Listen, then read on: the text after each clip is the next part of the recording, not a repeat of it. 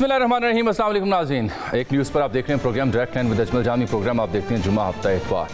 आज का प्रोग्राम इसलिए ख़ास है कि बड़ी अहम 3 मौज़ूआत हमने रखे। एक पाकिस्तान तहरीक इंसाफ के हवाले से, जहाँ शहरियार आफरीदी साहब कह रहे हैं कि जनाब हमने तो डायरेक्ट मिलिट्री से बात करनी है। शिबली फराज साहब भी उसकी मज़ीद तायीद करके कुछ मज़ीद उसकी लाइन लेंथ क्लियर कर रहे हैं। अलबत्ता अली मिन गंडापुर साहब कहते हैं मेरे इल्म में नहीं है। तो और नून लीग उस पर कह रही है कि बिल्ली थैले से बाहर नहीं, बिल्ला ही बाहर आ गया है। और इस सब के बीच में हम देख रहे हैं कि मुख्तलिफ रहनुमा जिनका ताल्लुक PTI से था, बड़ी अहम पोजीशंस पर थे, वो भी आहिस्ता आहिस्ता PTI के साथ अलाइन हो रहे हैं। वापसी की दरख्वास्तें या वापसी के लिए तालमेल भी बन रहा है। और कुछ की खबर तो मैं आपको 2 हफ्ते पहले से दे रहा हूँ कि कुछ रहनुमा ऐसे हैं जो इमरान खान साहब से मिलने जा रहे हैं और जल्द PTI में कम बैक कर रहे हैं। तो PTI की ये जो बात थी शहरियार आफरीदी की कि मिलिट्री के साथ बात करनी है, सियासतदानों के साथ बात नहीं करनी, इससे हम आगाज़ करेंगे। और बात करने के लिए पाकिस्तान तहरीक इंसाफ के एक साबिक रहनुमा, पता नहीं कब मौजूदा हो जाएँ, इमरान इस्माइल साहब को हमने ज़हमत दे रखी है। साबिक गवर्नर सिंध रहे हैं, एक अरसा उन्होंने निभाया पाकिस्तान तहरीक इंसाफ के साथ। और जिस तरीके से PTI मार्ज़ वजूद में आई, जो उसने अरूज देखा, हुकूमत देखी, उस सब के यानी शाहिद है। So what went wrong with the PTI और इमरान इस्माइल साहब ने क्यों छोड़ी, अब उनका स्टेटस क्या है, ये सब उनसे हम पूछेंगे। दूसरा मौजूद मैं आपको बता दूँ, वो नून लीग से जुड़ा मियाँ जावेद लतीफ़ साहब ने जो 16 की और साथ जा बैठे हैं राना सनाउल्लाह साहब के, उन पर भी हमारी बात होगी। और तीसरी सबसे अहम खबर जो आज मेरे प्रोग्राम में एक्सक्लूसिव है, जर्मन सफ़ीर आज आसमा जहांगीर कॉन्फ्रेंस में मुखातिब थे। उनके सामने गुस्ताखी की 2 तालिब इल्मों ने जिनका ताल्लुक है GCU से। वो 2 तालिब इल्म आज मेरे प्रोग्राम के आखिरी हिस्से में यहाँ स्टूडियो में मौजूद होंगे। उनसे मैं पूछूंगा कि उन्होंने हिम्मत कैसे की ये गुस्ताखी करने की। लेटर ऑन अभी इमरान इस्माइल साहब खुश आमदीद कहते हैं आपको प्रोग्राम डायरेक्ट लाइन में। जहाँ तक मुझे याद पड़ता है, आपने कहा था कि PTI छोड़ने का फ़ैसला दिल का नहीं था, दिमाग का था। अब दिमाग कहाँ है और दिल आपका कहाँ है? शुक्रिया जामी साहब, इस पर कई बार मैं तफसील भी कर चुका हूँ। आपने भी ज़रूर देखा होगा, आपकी नज़र से गुजरा होगा, क्योंकि आपकी निगाह रहती है चीज़ों पे। तो वो जो एक फ़ैसला था वो मैंने बताया था कि वो दिल का फ़ैसला नहीं था। जाहिर है कि दिल, जहाँ आपने जिस जमात को ख़ुद बनाया हो, जिसके साथ आपने उसके उतार चढ़ाव देखे हों, उसके साथ बड़ी लंबी स्ट्रगल जिसके साथ की हो, उसको छोड़ने का फ़ैसला आपके दिल का और बहुत आसान फ़ैसला नहीं हो सकता। कुछ इंतहाई मजबूरियाँ ऐसी रही होंगी कि जिसके सामने मद्देनज़र रखते हुए ये फ़ैसला किया था। So bygone is bygone, let's move forward, आगे देखते हैं क्या होता है। अब दिमाग क्या कह रहा है, क्या पुकार रहा है आपके अंदर? दिमाग की तो मैंने कभी सुनी नहीं, मैं हमेशा दिल की सुनता हूँ। और जब भी दिल की नहीं सुनी और दिमाग की सुनी तो फैसला ठीक नहीं हुआ मेरे से। तो दिल क्या मचल रहा है दोबारा? वो कहते हैं दिल वाले हैं। दिल वाले क्या दुल्हनिया के पास जाना चाह रहे हैं दोबारा?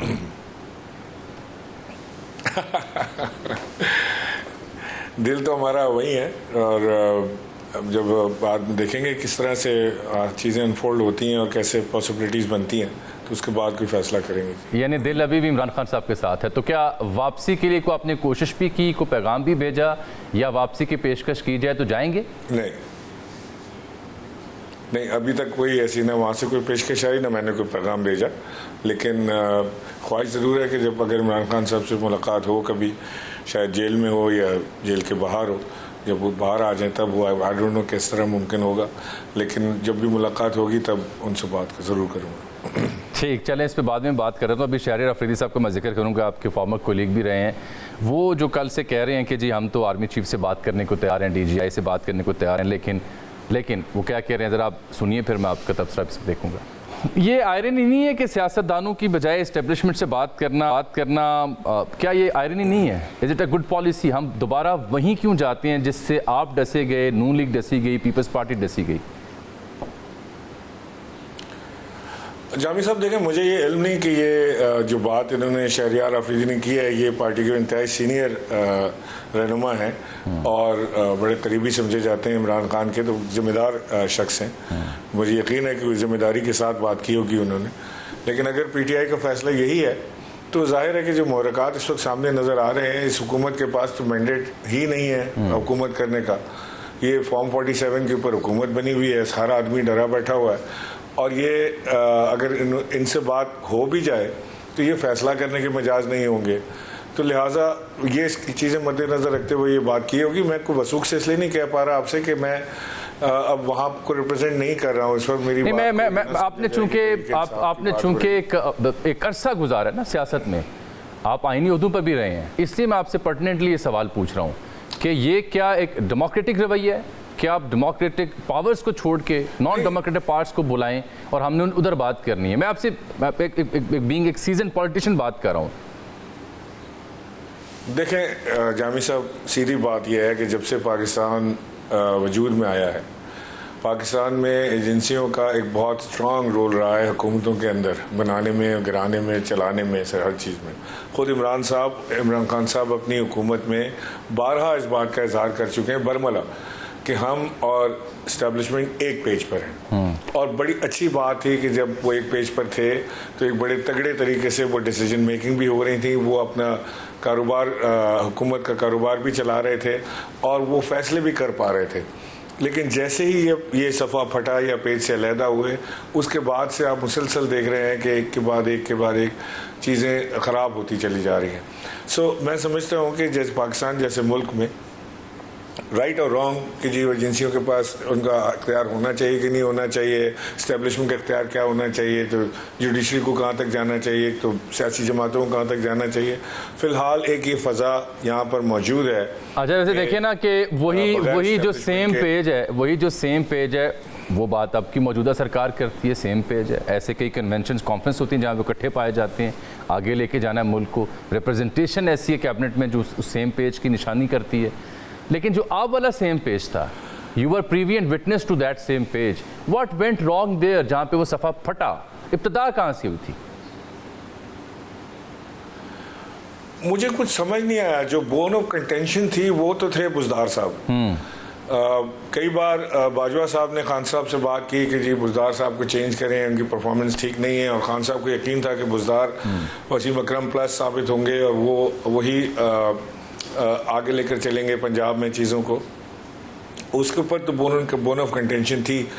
और उसके अलावा मुझे कभी कोई चीज़ ऐसी नहीं नज़र आई कि जिसके अंदर मैं आपसे कह सकूं कि प्राइम मिनिस्टर और आर्मी चीफ के दरमियान कोई चीज़। इमरान साहब वैसे क्या ऐसी वजह थी कि इमरान खान साहब बजिद रहे कि बुज़दार ही वसीम अकरम प्लस होगा? देखें, इस वक्त इमरान खान साहब जो हैं वो एक बहुत बड़े लीडर हैं। वो जो विजुलाइज करते हैं वो शायद मैं विजुलाइज नहीं कर पाता। मुमकिन है कि उन्होंने कोई चीज़ ऐसी देखी हो बुज़दार साहब के अंदर कि उन्होंने इतना बड़ा ओहदा दिया और जिम्मेदारी दी और उनको चलाने की कोशिश भी वो करते रहे। तो मुमकिन है कि ऐसी कोई चीज़ उन्होंने देखी उनके अंदर जो उनको दूसरों में नहीं नजर आई। आपने भी कुछ ऐसा देखा था? बुज़दार साहब को डिफेंड कर सकता हूँ। नहीं, मुझे तो बुज़दार साहब के अंदर नहीं नजर आया। मैंने कई बार इमरान खान साहब से मेरी गुफ्तगू भी हुई इस बारे में, और उन्होंने हमेशा हमें बताया कि जी वो बुज़दार खामोश रहता है, वो बोलता नहीं है, इतना मीडिया सेंट्रिक नहीं है कि वो शर्म ज़बान नहीं है कि वो बात करे, लेकिन वो काम बड़े अच्छे करे। तो जाहिर है कि उनका एक ताल्लुक भी दूसरे सूबे से था। मेरी वहाँ पे कोई इंटरफेरेंस थी नहीं। मैं सिंध का, यानी मैं ये समझ रहा हूँ कि आपने भी शायद दबे लफ्जों में कहा उन्हें कि ये जचते नहीं है, इन्हें बदलें। इस पे भी बात हुई थी उनसे। अच्छा, बिल्कुल। क्या कहा था आपने?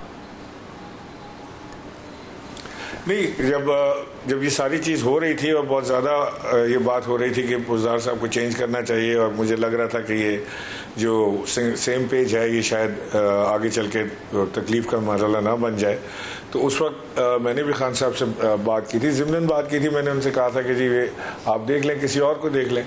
तो उन्होंने कहा कि नहीं, मैं सेटिस्फाइड हूँ। और जब प्राइम मिनिस्टर सेटिस्फाइड हो अपने चीफ मिनिस्टर से, हिसाब प्राइम मिनिस्टर ने देना हो अवाम के पास जाके, उसका सवाल अवाम ने करना होगा प्राइम मिनिस्टर से, तो उनका he is got every right तो कि अपना बंदा सेलेक्ट करके रखें। गलत बंदा सेलेक्ट करेंगे, गलत आदमी को लगाएंगे तो आगे इलेक्शन में उनको वोट नहीं मिलेगा। इसका नुकसान तो उसी शख्स ने उठाना है जो पार्टी को हेड कर रहा है या जो खुद प्राइम मिनिस्टर है। So he was the man responsible for every right and wrong decision that he made. बिल्कुल ठीक। अच्छा, ये बताएं कि अब बाजवा साहब की आपने दोबारा खबरों में देखा होगा, शामी साहब से और मालिक साहब से थे, मेरी भी कुछ गुफ्तगू रेलेवेंट हल्कों से हुई। वो तो कस्में खाते फिरते हैं, जेब में कुरान रखते हैं कि मेरा पीटीआई गवर्नमेंट गिराने में कोई किरदार नहीं है। आप भी बता रहे हैं कि बिल्कुल हम एक पेज पे थे, सिर्फ बुज़दार बोन ऑफ कंटेंशन थे। क्या उनकी कस्मों पे यकीन रखा जाए, या आप जबकि बाहर बैठे हुए हैं तो आप समझते हैं कि नहीं, ही वॉज द रिस्पॉन्सिबल गाय?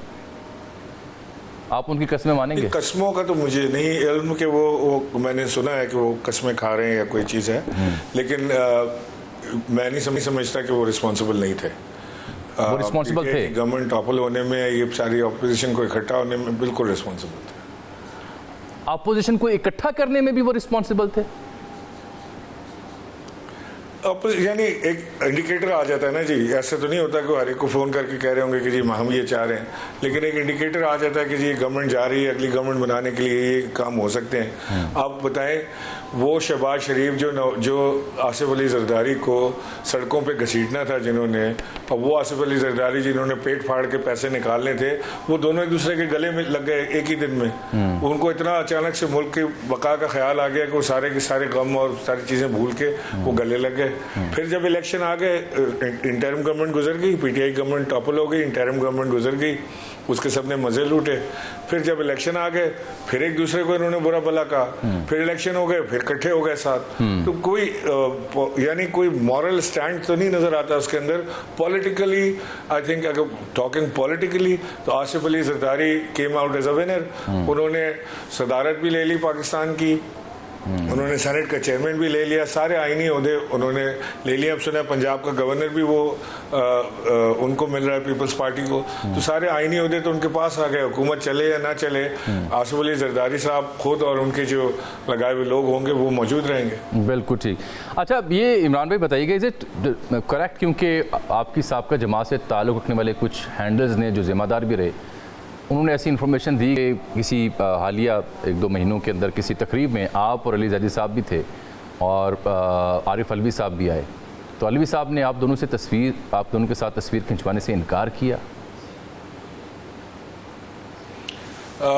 अलवी साहब से मेरी मुलाकात हुई एक शादी के अंदर, और वहाँ पे जिन साहब के शादी थी वो लेकर गए कि जी वो कोई तस्वीर खिंचानी है। मैं समझा कि दूल्हा दुल्हन के साथ तस्वीर खिंचाने के लिए कह रहे हैं।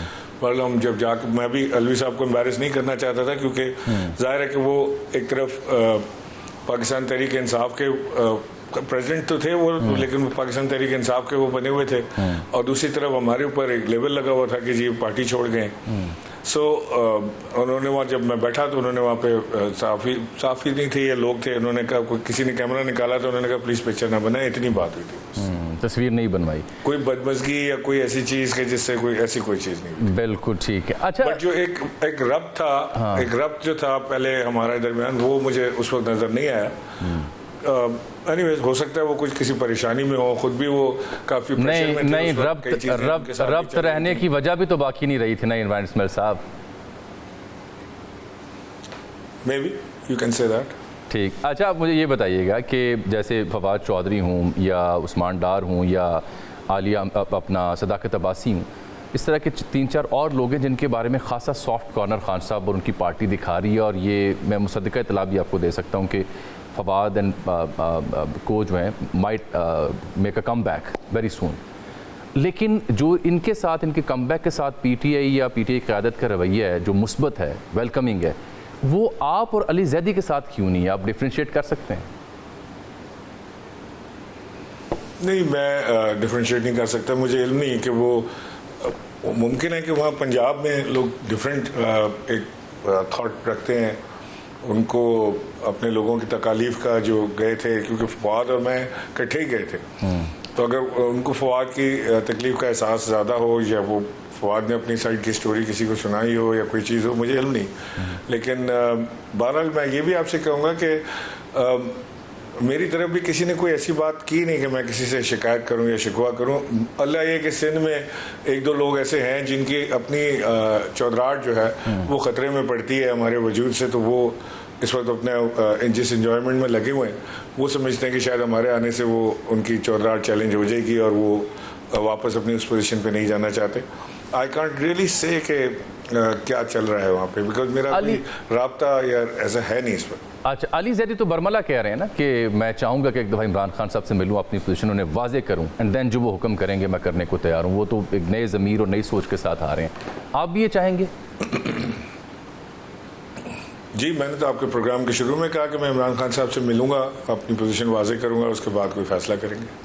ठीक। अच्छा, ये बताइएगा कि अब मैं आपको कैसे याद करूं कि आप एक रिटायर्ड हर्ट सियासतदान हैं, IPP के रहनुमा हैं या एक साबिका PTI के रहनुमा हैं? नहीं, मैं साबिका PTI का रहनुमा भी हूँ, साबिका PTI का कारकुन भी हूँ, साबिका PTI का बानी बानी लोग थे 4 या 5, उनमें से एक मैं हूँ। मैं 1993 से इमरान खान साहब के साथ एफिलिएटेड हूँ। मेरी पर्सनल कुर्बत उनके साथ बहुत रही है, मेरी एक दोस्ती और मोहब्बत का रिश्ता भी उनके साथ है बिसाइड्स पॉलिटिक्स। तो आप जिस नाम से पुकारना चाहें पुकारें। तो IPP कहाँ रह जाएगी फिर? उनके साथ जो आपकी तालमेल मिली, जो जानकारी? IPP देखें, IPP never came into my life. ठीक है, वो मैंने आपको बताया कि वो एक फेज था, एक जो गुजर गया। अब मैं उस पर कमेंट नहीं करना चाहता। IPP में भी मेरे दोस्त हैं, लेकिन मैं उनको I wish them good luck, लेकिन मेरा IPP से कोई ताल्लुक नहीं है। अच्छा, इमरान साहब अगर वापस जाया जाए, ऑब्वियसली रीडू तो नहीं हो सकता, लेकिन अब आप दूर बैठ के जब देखते हैं, वो क्या 2-3 गलतियां थीं जिसकी वजह से हुकूमत ख़त्म हुई, वोट ऑफ नो कॉन्फिडेंस आया और फिर आपको सड़कों पर आना पड़ा और फिर पार्टियां भी छोड़नी पड़ी? क्या ऐसे 2 या 3 इंपॉर्टेंट माइलस्टोन थे जो अगर ले लिए जाते तो इस सब से आप भी बच जाते?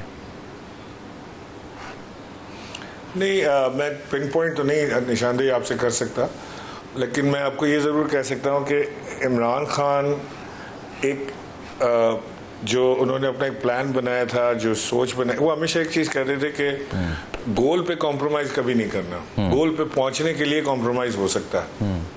सो वो अपने गोल पे कॉम्प्रोमाइज़ नहीं करते। वो एक चीज़ सोच लेते हैं, ठान लेते हैं कि उन्होंने करना है, फिर वो he goes all the way. तो उसमें वो नुकसान भी उठाते हैं और उनको फ़ायदा भी होता है। जो उनकी आज पॉपुलैरिटी है पाकिस्तान में, तो किसी की नहीं है इतनी पॉपुलैरिटी जितनी इमरान खान की है। ये उनका फ़ायदा है। उनकी हुकूमत गई एक सख्त रवैये की वजह से में भी कह लें, या उनकी नॉन इलेक्टेड कुछ जो मुशीर थे या वजीर थे, उन्हें जिम्मेदार नहीं आप करार देते?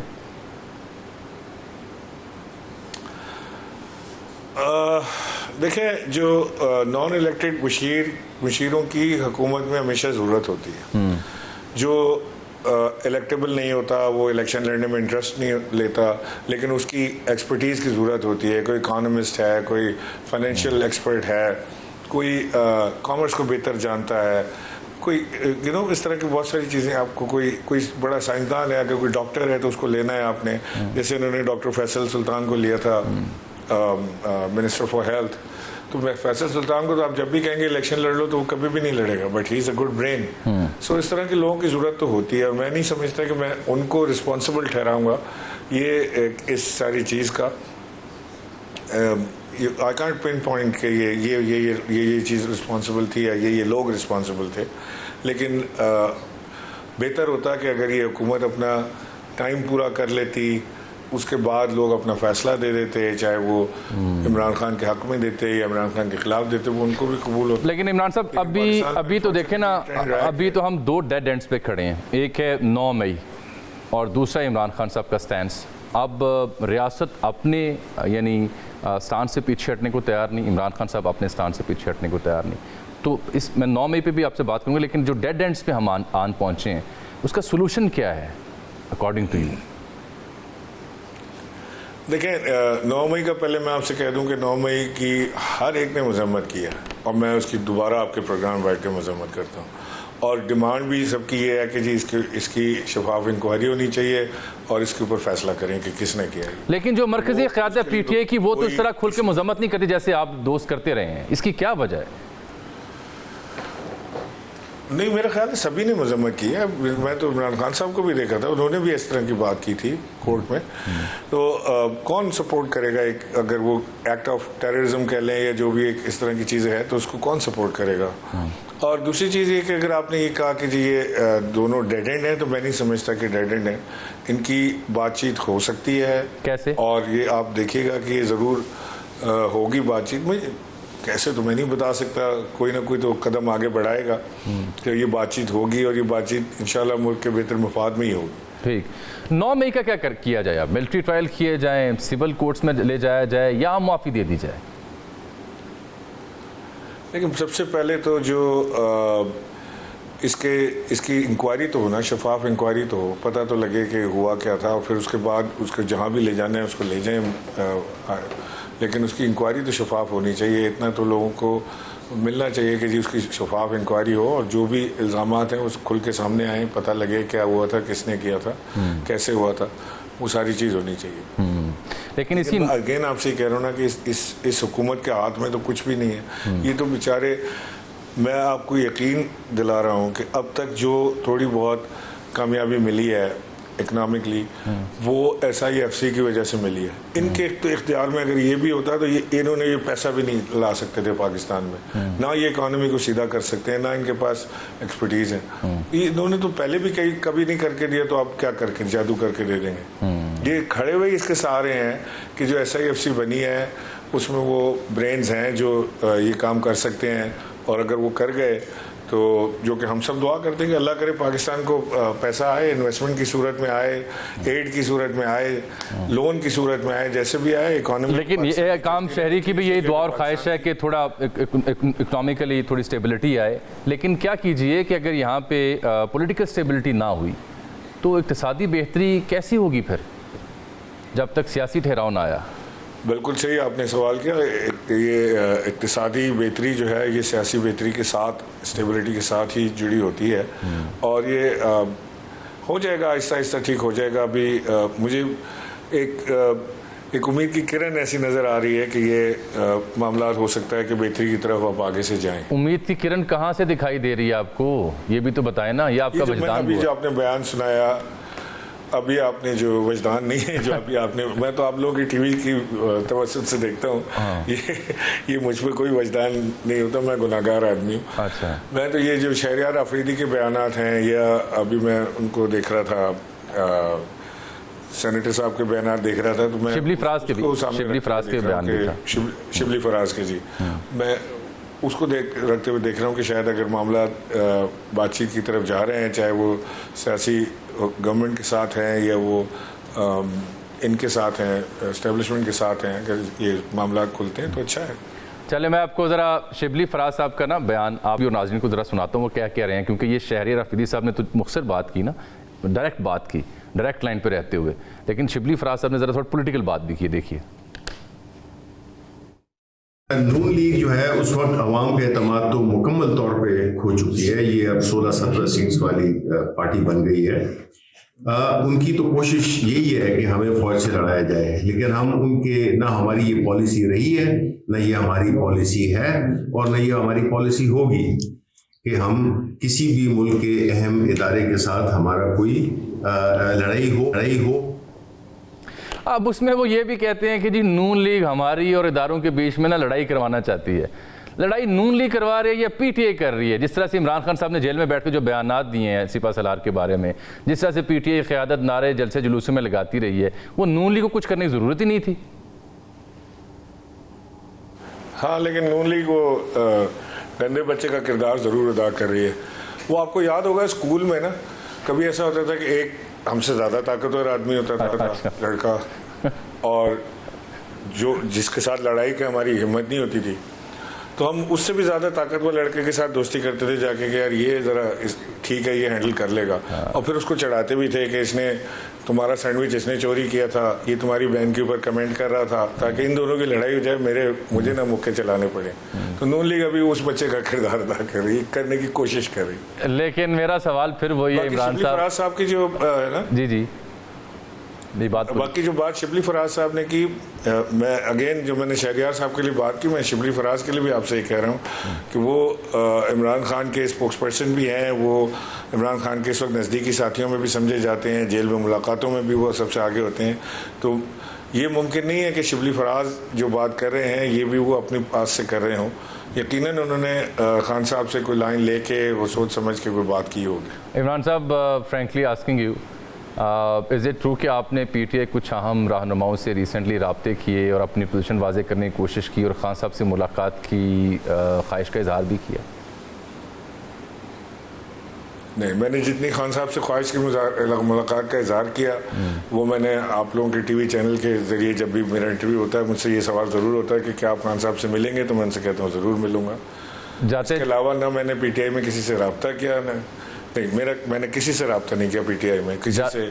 ज़ाहिर पुराने दोस्त मौजूद हैं, उनसे हेलो हाय होती रहती है, लेकिन कोई ऐसा रब्ता। जाते जाते ये फरमा दें कि अब नगमे गाने का सिलसिला हम समझें ख़त्म हो चुका, तर्क कर दिया आपने, या कोई उम्मीद अभी बाकी रखे हैं आपके चाहने वाले? नहीं, उम्मीद बाकी रखें। अभी आजकल गला खराब हुआ है, ठीक हो जाएगा तो फिर आपको सुनाऊंगा। ये लंबा ही आपको टॉन्सिलाइटिस हो गया लगता है, कोई एंटीबायोटिक्स लगवाएं फिर। बात एंटीबायोटिक से आगे बढ़ गई है। वही मर्ज इतना पेचीदा है। चलें जी, good luck, best wishes sir, बहुत शुक्रिया आपने वक्त दिया, आपके वक्त का बहुत शुक्रिया। नाज़रीन, इसके बाद हम जाएंगे मियाँ जावेद लतीफ़ साहब के यहाँ। वो बैठे थे राना सनाउल्लाह साहब के साथ, खुर्रम दस्तगीर साहब के साथ, लग रहा था बड़े अच्छे बच्चे बन गए। नून लीग के यहाँ मियाँ नवाज शरीफ साहब सदर के तौर पर आने वाले हैं, तो वहाँ बयानी अलबत्ता ज़ेर तामीर है। क्या होगा जानेंगे मियाँ जावेद लतीफ़ साहब की ज़ुबानी ब्रेक के बाद।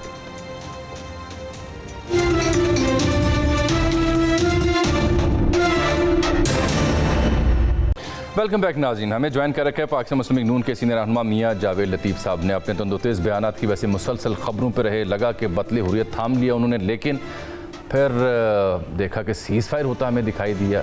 मियाँ साहब, ये अच्छे बच्चे कैसे बन गए आप सब लोग? आप, राना सना साहब, खुर्रम दस्तगीर साहब बैठे हुए थे, पार्टी बयानियाँ बना रहे थे और वो तमाम तर बयानात को आप दफन कर रहे थे जो माजी में आप दे चुके हैं। या की गल है तरना रातों रात?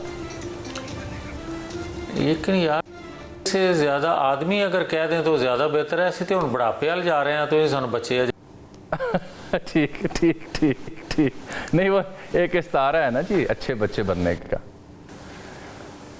अच्छे नौजवान कह देते ज़रा खुश हो जाते हम। चले, खुश होने के तो और भी कई पैमाने हैं। तो क्या बना रातों रात? नहीं, कोई ऐसा देखें का जमात के अंदर जामी साहब अपना नुक्ता नज़र होता है सियासत में, बड़ी जमातों में, और ये हुस्न होता है कि आप मौक़िफ़ से, किसी के मौक़िफ़ से इख्तलाफ करते हैं, और जमात भी उसी तरह है और आइंदा भी रहेगा कि जिसका जो जहन है वो बात करता है। मगर जब लीडर क़यादत जमात के कोई फ़ैसला हतमी ले लेते हैं तो ज़ाहिर है फिर हर बंदा खामोश हो जाता है। हर एक को अपनी राय देने का इख्तियार है जमात के अंदर। बिल्कुल ठीक, अच्छी बात है। तो क्या ये मैं समझूं कि अब आप इलेक्शन नताइज के हवाले से जो बयानात देते थे, जो आपके पास सबूत थे, वो बयान आप नहीं देंगे? देखें जामी साहब, अपनी ज़ात के लिए अगर कोई समझता था तो उसको तो मैं दफन कर रहा हूँ। अगर जो हकायक हैं उनसे आंख चुराना सब नहीं है, इसलिए कि जो मैंने कहा था मैंने सबूतों के साथ कहा, और वो सबूत मेरे पास आज भी मौजूद हैं। और अदारे के अंदर कमेटी बनी, उसने इन्वेस्टिगेट किया, चीज़ें साबित भी हुई। अब नतीजा क्या है, वो कमेटी अपनी रिपोर्ट के बाद नतीजा क्या निकाल, इंतज़ार है वो निकालेंगे, आपको भी पता चल जाएगा, मुझे भी पता चल जाएगा। तो क्या पार्टी क़यादत भी जानती है ये सब कुछ? सबके इल्म में है। जब आप मियाँ नवाज शरीफ साहब से अकेले मिले तो ये बात आपने बताई, उन्हें सबूत दिखाए? जामी साहब, जो फोरम होता है ना, उस फोरम को तमाम सबूत दिखा भी चुके हैं। कोई मेरे थोड़ी है। 5 सीटें शोहपुरा की जिस पे डाका डाला गया, जिसके नताइज बदले गए, और जो बदलवाने वाले थे उनका जिक्र कर छोड़ें, अब कोई और बात करें, ये बड़ी होगी इस पे। चलिए ठीक है। अब मुझे ये बताएं ना कि अब नया बयानिया कहाँ से आप ढूंढेंगे? ज़ेर तामीर है, क्या बयानिया होगा? शहबाज शरीफ साहब के ख़िलाफ़ बयानिया होगा, वोट को इज्जत दो का बयानिया होगा, या तो नया बयानिया होगा? क्योंकि अब तो आप लोग मैदान में आ गए ना, साद रफीक साहब को भी जनरल सेक्रेटरी बनाए जाने की इत्तला।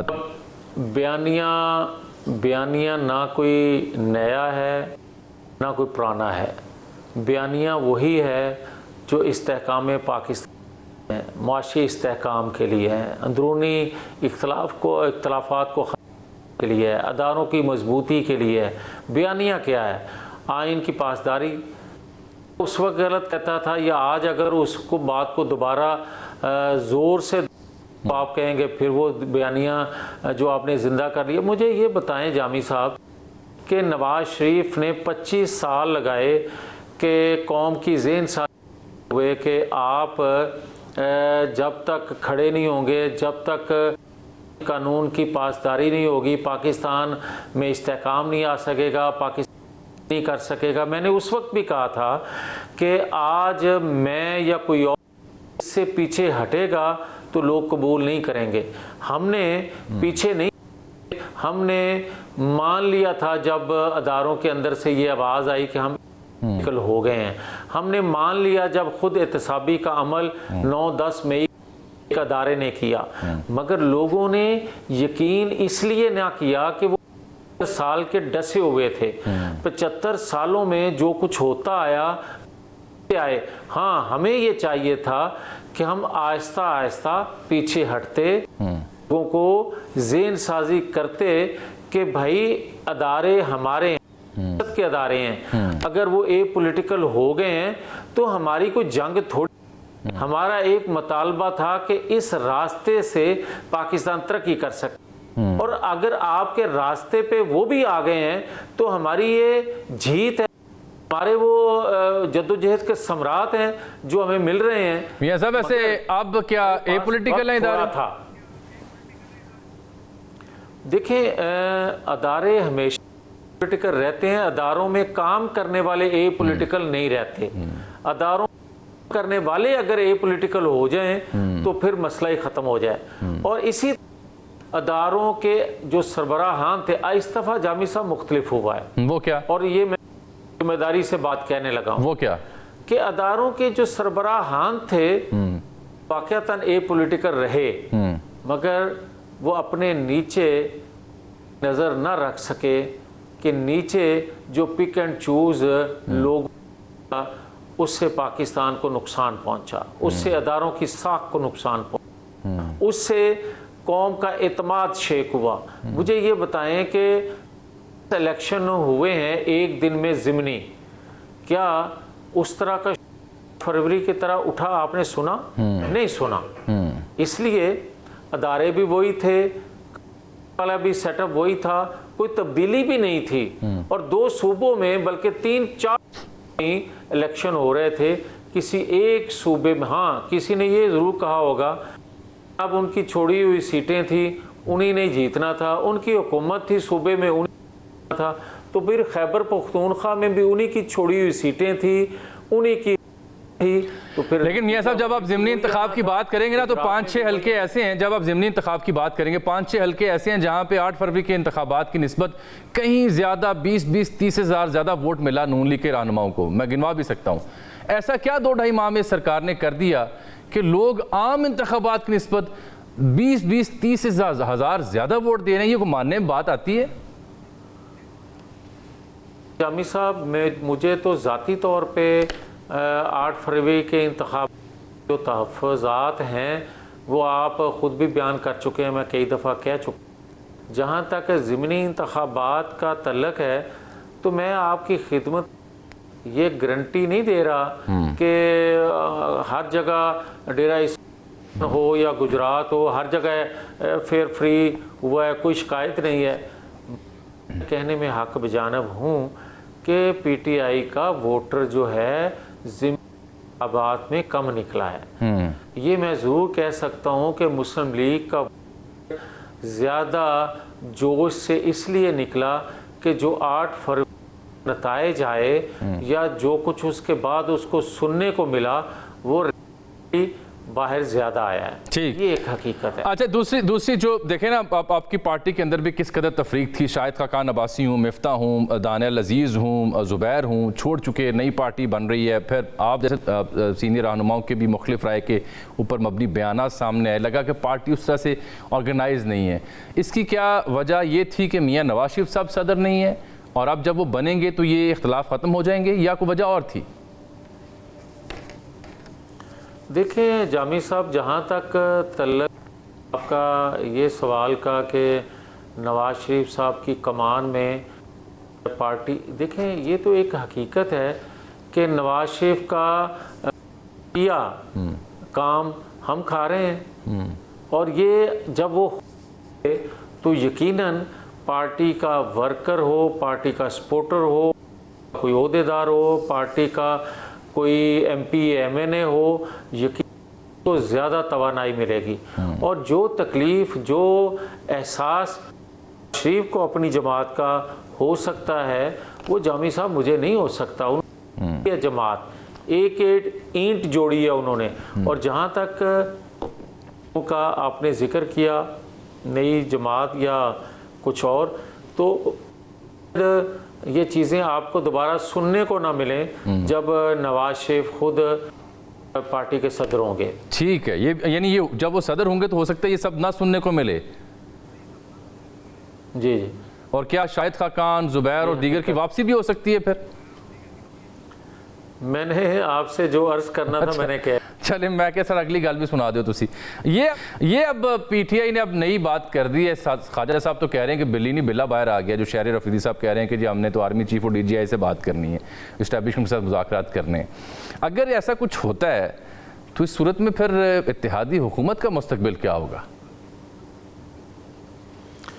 देखिए जामी साहब, एक हकीकत तो है कि एक ऐसा शख्स, और ये मैं जो बात ज़िम्मेवारी से बात कहने लगा हूँ, एक आलमी एजेंडा लेकर इन्वेस्टमेंट भी आलमी कुव्वतों ने की, और फिर उसने अपोजिशन में, इक़्तिदार और आज जेल में जो जो कुछ गुल खिलाए हैं, जो जो उसने कहा है, वो कभी साइफर लहराए और कहे कि हम कोई ग़ुलाम हैं, तो कि ये बात तो ठीक है कि इतनी बड़ी कुव्वत को ललकार रहा है, तो लोग उसको सच मान लें। और वही शख्स पाकिस्तानी कौम का लूटा पैसा खैबर पख्तूनख्वा वो इन्वेस्ट करे, अपनी लॉबिंग के लिए लॉबिंग फर्म हायर करे अमेरिका से, अमेरिका को अपने लिए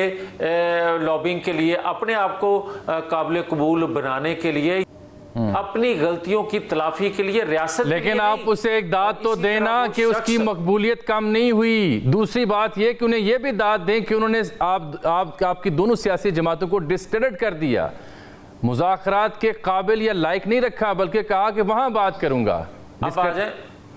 अब आ जाए जो अभी आपने जो सवाल उठाया है, मैं इस पे आने लगा था।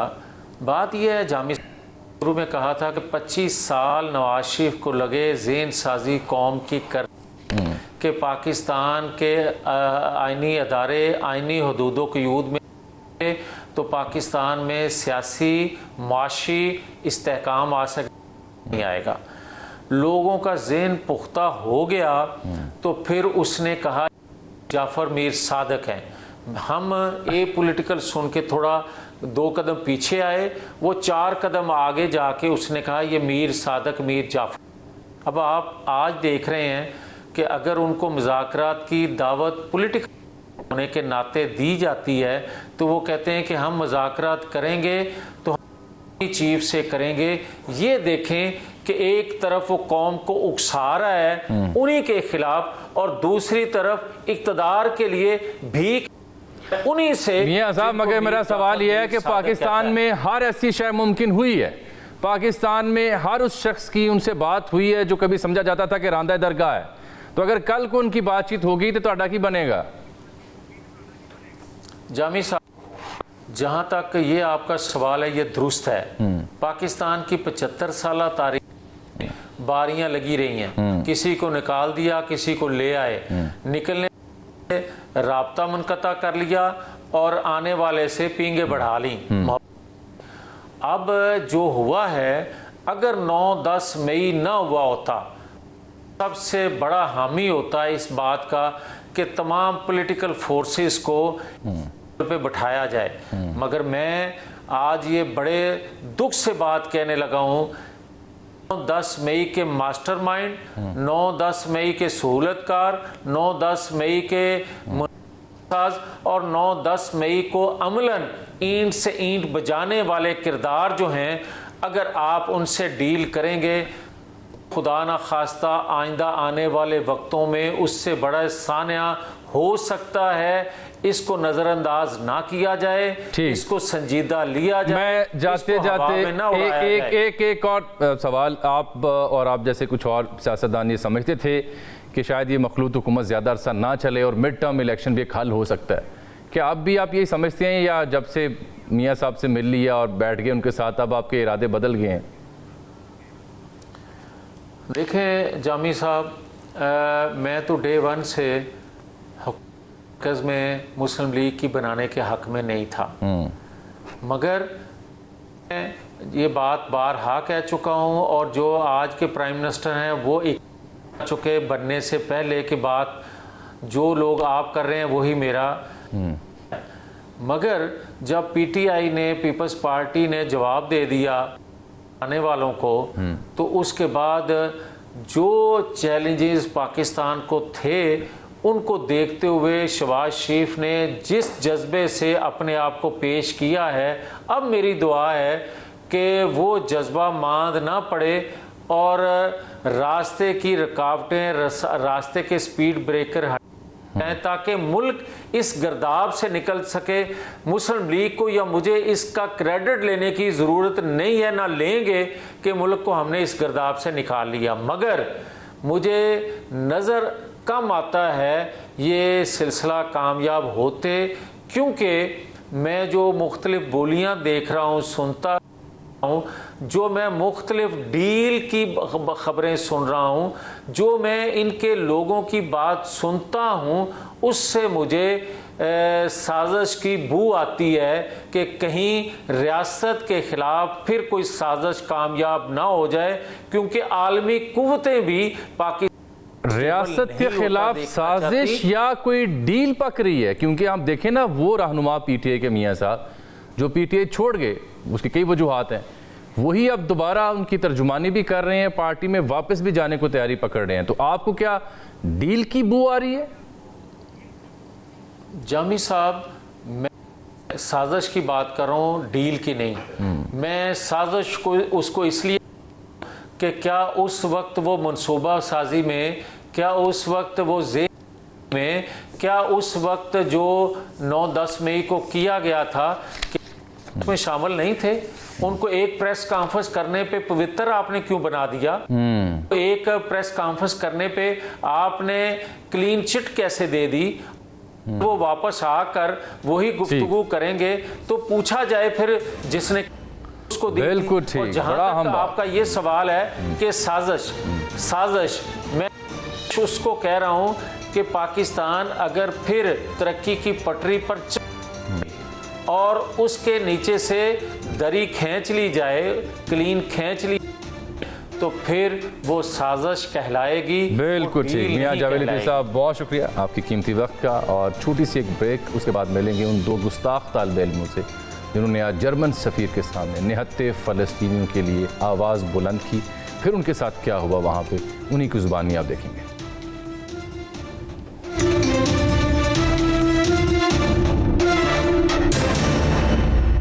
वेलकम बैक नाज़रीन। स्टूडियो में मेरे साथ बैठे हैं अली रज़ा और अली अब्दुल्ला। ये दो वो स्टूडेंट हैं जो प्रोग्रेसिव स्टूडेंट्स कलेक्टिव नामी एक फ़ोरम की नुमाइंदगी करते हैं। और मोहतरमा आसमा जहांगीर, अल्लाह उनके दर्जात बुलंद करे, उनकी जो असास थी इंसानी हुकूक़ की, उसके फ़ैन है, उसी मिशन पर अमल पैरा हैं। लेकिन जब आज इन्होंने आज़ादी इज़हार राय के नाम पर जर्मन सफ़ीर जब आज आसमा जहांगीर कॉन्फ्रेंस में मुखातिब थे, उनके सामने एहतजाज किया, तो इनके साथ क्या हुआ, इन्होंने वहाँ क्या बात की और इनके साथ वहाँ क्या हुआ, इन्हीं की ज़ुबानी आप सुनिए।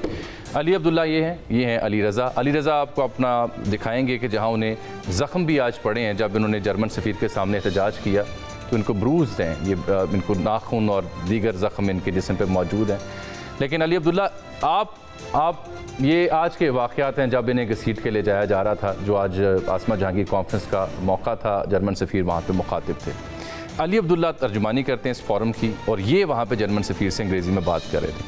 आप उन्हें भाई कह क्या रहे थे और उन्होंने आपको क्या जवाब दिया था? अच्छा, आसमा जहांगीर कॉन्फ्रेंस पे आज जो जर्मन एम्बेसडर थे उनसे जो मैंने सवाल किया अपनी तंजीम की तरफ से, वो यही था कि आप आज यहाँ किस मुंह से आके बैठे हैं और किस मुंह से आप पाकिस्तान के अंदर आके सिविल राइट्स की बात कर रहे हैं, जब जर्मनी के अंदर वो लोग जो पैलेस्टाइन के साथ सॉलिडारिटी के लिए प्रोटेस्ट कर रहे हैं, उनके ऊपर आपका मुल्क, आपकी गवर्नमेंट बदतरीन किस्म का क्रैकडाउन कर रही है, तशद्दुद कर रही है। और अभी इस इवेंट से 24 आवर्स पहले ही जर्मन पार्लियामेंट के सामने जो प्रो पैलेस्टाइन जी वो एहतजाज उखाड़ दिया गया, वो कैंप्स उखाड़ दिए, वो उखाड़ दिए गए, बल्कि वहाँ पे जो उनके हक में बात करते हैं उनको गिरफ्तार भी कर जी दिया। बिल्कुल ऐसे ही किया गया। तो हमारा जो सवाल था वो उसी हवाले से था कि एक तरफ जर्मनी के अंदर आप खुद क्रैकडाउन करें लोगों के ऊपर, आप इसराइल को सपोर्ट करें, इसराइल को फंड करें, इसराइल को आप आर्म्स दे रहे हैं, इधर आप सिविल राइट्स की बात करें। तो इस पे जब ये सवाल उधर एम्बेसडर साहब से किया गया तो एम्बेसडर साहब का आगे जो रवैया था वो इंतहाई रूड था। उन्होंने कहा कि get out, shame on you, इस तरह के ये एक एम्बेसडर ने कहा। जी हाँ। जो वर्ड आप वो सोशल मीडिया वायरल वीडियो, मुझे नहीं समझ आती ये काहे के सफ़ीर हैं जिनको ये सिफारती ज़ुबान का ही नहीं इल्म,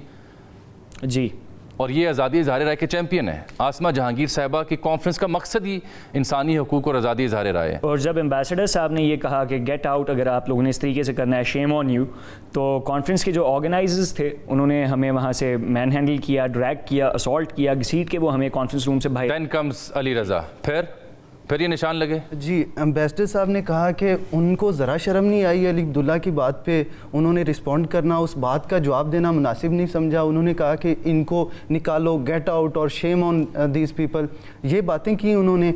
और इन्होंने एक लम्हे का भी इंतज़ार किए बगैर सिक्योरिटी एहलकारों ने और इस इवेंट की इंतज़ामिया ने, आसमा जहांगीर कॉन्फ्रेंस की इंतज़ामिया ने हमें धक्के देना शुरू कर दिए, खींचना शुरू कर दिया, और जानबूझ के ये नाखून मारे जा रहे थे हमें, क्योंकि मीडिया था, इंटरनेशनल मीडिया था, तो इसलिए हमें थप्पड़ नहीं मार सकते थे, हमें नाखून मारे जा रहे थे। ये भी लगे हैं और भी साथियों को लगे हैं मुख्तलिफ जगहों पे। तो मुझे इन नाखूनों की कोई तकलीफ़ नहीं हुई। आप थोड़ी देर पहले तकलीफ़ की बात कर रहे थे, मुझे धक्कों की कोई तकलीफ़ नहीं हुई, वो तो हमें बाहर आके पता चला है। और जान भी चली जाए फ़लस्तीन के लिए हमें कोई मसला नहीं है, लेकिन मुझे तकलीफ़ हुई जब वो सिक्योरिटी एहलकार इतनी नफ़रत से हमें घसीट रहे थे। मुझे तकलीफ़ हुई जब वकला हज़रात इस कॉन्फ्रेंस की इंतज़ामिया में जो थे वो इतनी नफ़रत से हमें देख रहे थे।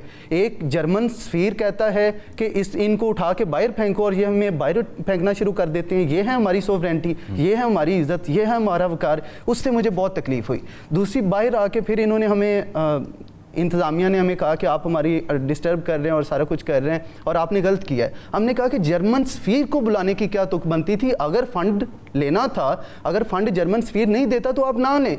इतने महंगे होटल की बजाय आप किसी सस्ती जगह पे, नासिर बाग पे कर लें, बिल्कुल किसी अवामी जगह पे कर लें। मोहतरमा आसमा जहांगीर तो अवामी शख्सियत, ऐसा ही है, अवाम की हुकूक की बात है। वो तो एक गरीब के लिए भी आवाज़ बनती थी, ऐसा ही है। और फिर कह रहे थे कि नारे क्यों लगाए, ये आपने डेकोरम ख़राब किया है। मैंने कहा मैम आसमा जहांगीर नारे नहीं लगाती थी, मैम आसमा जहांगीर को देख के तो हमने नारे लगाना सीखे हैं, उन्होंने ही हमें तो मुजामत सिखाई है। तो आज आप हमें कह रहे हैं कि नारे लगाना कोई बुरी बात है। सियासी स्पेस थी, नारे लगाना एक सियासी अमल है, और लेकिन इनको ना तो फ़लस्तीन के लोगों का एहसास है, ना इनको जर्मन एम्बेसडर की हिपोक्रेसी से तकलीफ़ है। इनको तकलीफ़ है तो सिर्फ हमारे नारों से, और इनको इतनी समझबूझ भी नहीं है कि ये एक सियासी अमल था जो एक सियासी जगह पे हो रहा था, और सियासी जगहों पे यही कुछ एक्सपेक्ट किया जाता है।